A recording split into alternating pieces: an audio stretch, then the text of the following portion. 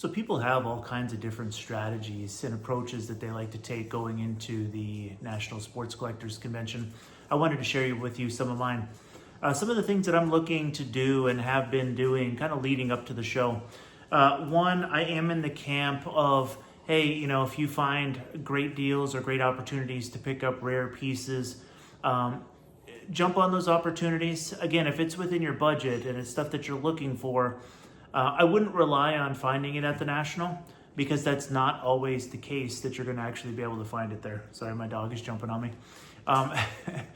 So let's start with a couple of examples.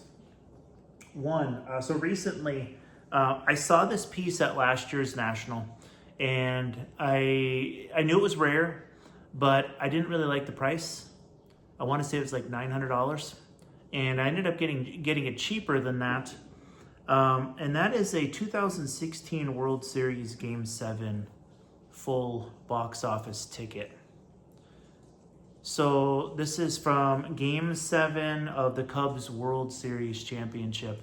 I really love this piece. On the flip it says first World Series title since 1908 box office. It's a full, I'll show you a better picture of it here. It's a mint 9. These are actually really tough to acquire. I saw this exact piece from the same seller at last year's National. Again, it wasn't that it was priced poorly or anything like that. It was just more than I wanted to spend at the time.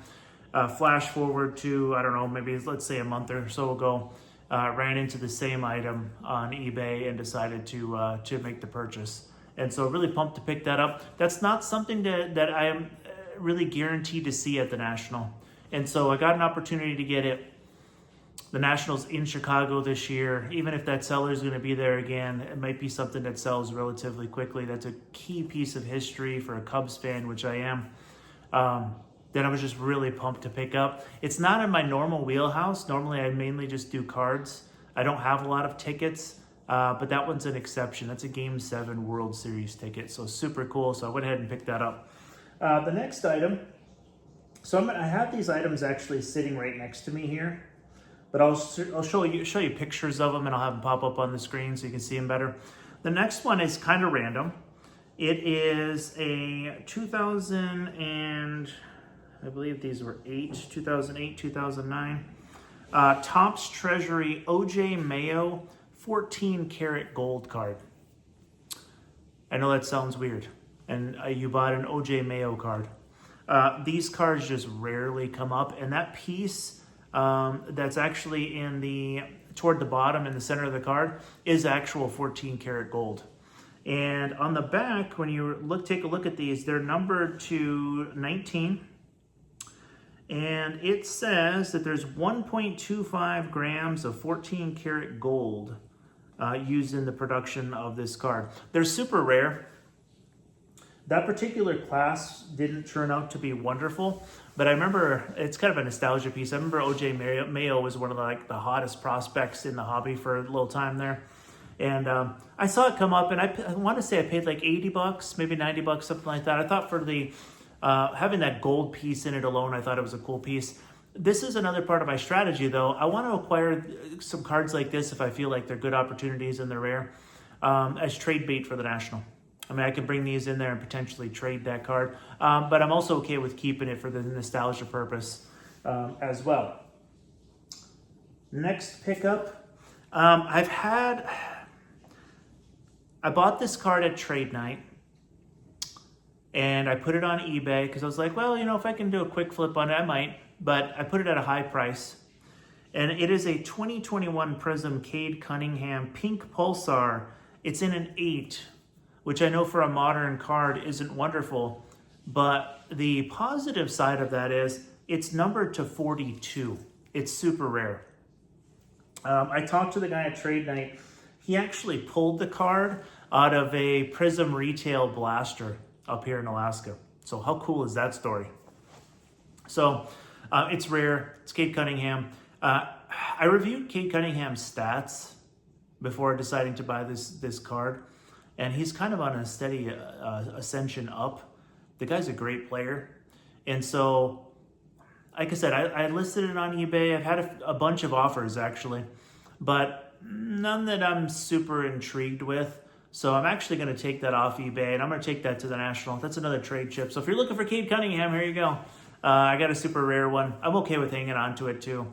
That's just another rare one, and it was at trade night here in Anchorage, and you just don't find stuff like that very often, of rookie cards that in an era where things are really mass produced, to have one that's, a parallel version numbered to 42. Pretty cool. Again, it's an 8. I know quality control over the last couple of years with Prism has been really hit or miss. And so pretty pumped about that one. That's another trade chip. The next few here, I've got 6 other cards here. These are going to be, I was going to take these to the National and drop them off with my group subber to get graded. I was reading online recently, though, that PSA has been behind.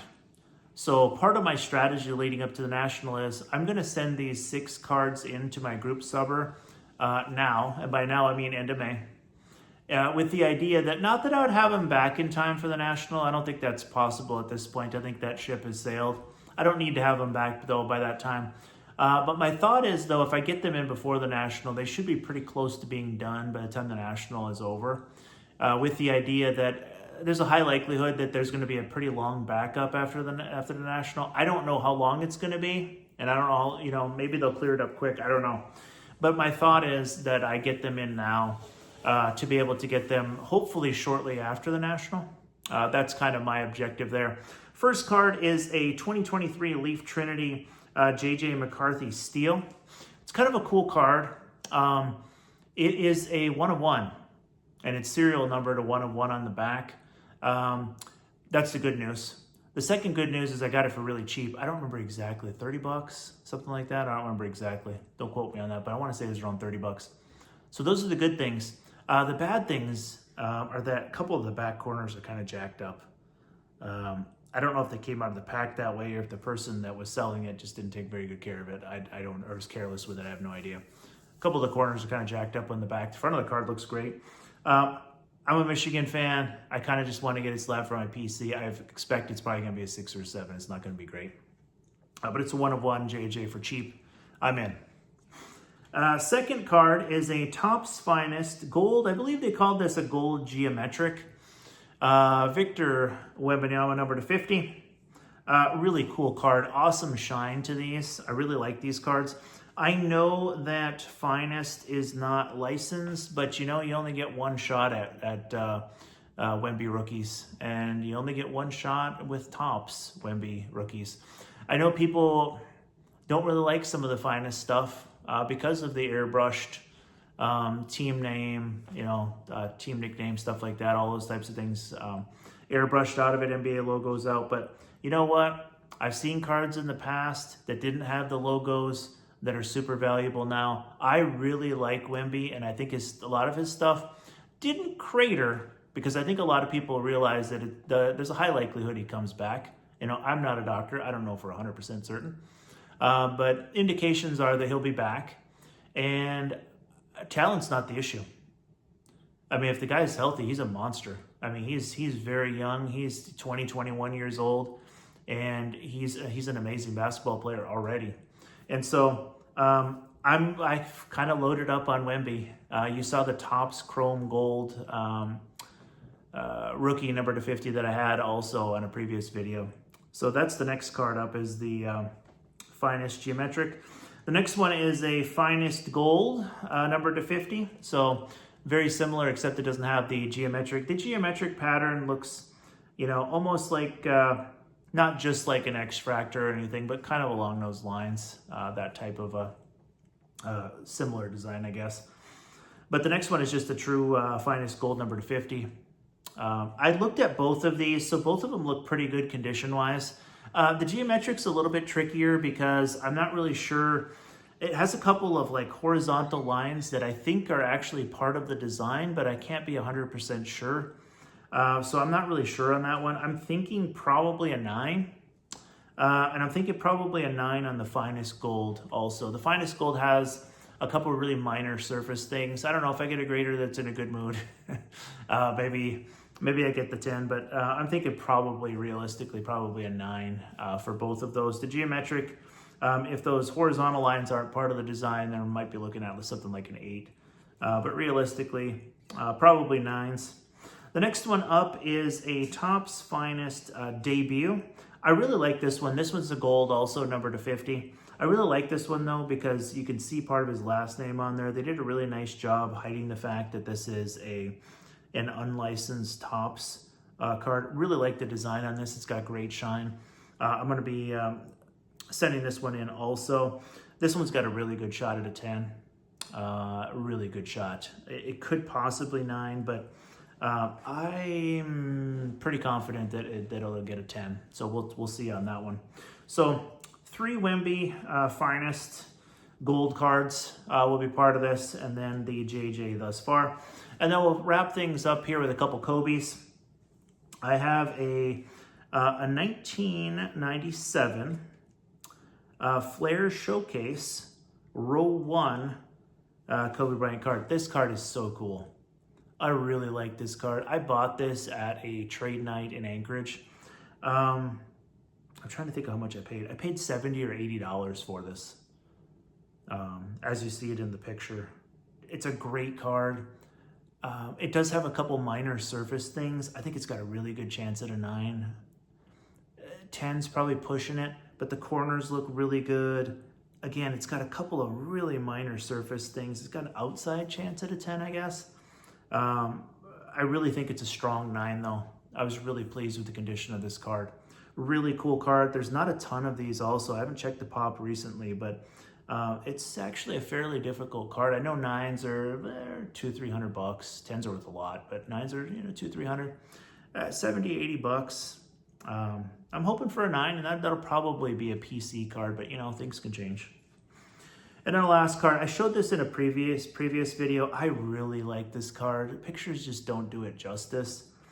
And that is a 2001 Kobe Bryant Avant card.